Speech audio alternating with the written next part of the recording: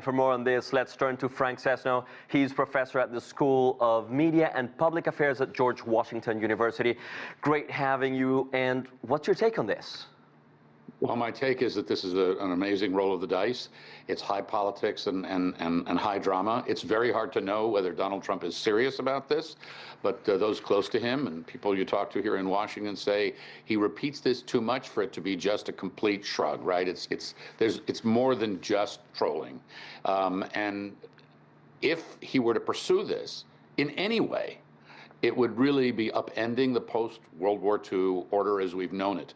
Whereas before, U.S. security interests and European security interests were bonded together through NATO.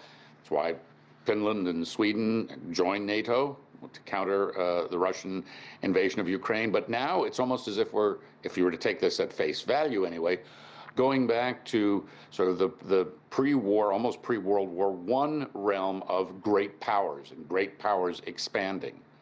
So it's very hard to know what this really means. Yeah, well, but there's talk about especially resources, rare earths and other strategic resources. Do you think that U.S. ownership of Greenland would change the global game on resources? Well, the U.S. ownership of Greenland would change the game on any number of levels because of what it would mean, what it would represent. Certainly in the area of minerals, which is one of the things that Trump has called out and is clearly, most tangible.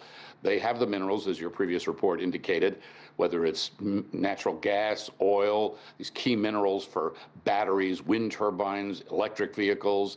There's a base there. It's the U.S. Pituffik Space Base, so it's both a military and ballistic early warning system located there. So both economically and geopolitically, it is a critical place, and that's why Trump has been talking about it in the way he has. Were the U.S. to have it, however it would get it, it would dramatically alter the global equation. You talk about geopolitics, and, well, this impacts NATO, right? Denmark is a NATO ally of the U.S., and also that brings Europe in. So what do you think the impact of all this is continent-wide amongst NATO allies? The reaction, the public reaction that we have seen, whether it's from the German Chancellor or the French Prime Minister, or frankly conservative members of the Danish Parliament, has been one of shock that the United States of America, which has heretofore been the leader of the North Atlantic Treaty Organization, is now rumbling like it's going to potentially attack one of its members. It could even be remotely possible. So there's a great concern in Europe, not only about the situation with respect to Greenland, but what does this also suggest about American leadership more broadly under the Trump administration?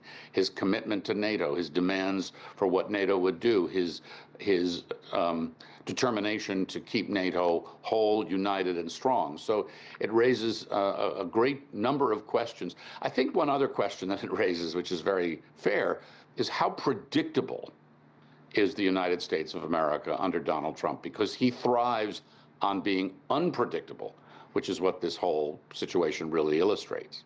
Frank Sesno, we got to leave it there, but thank you very much. Great having you. My pleasure.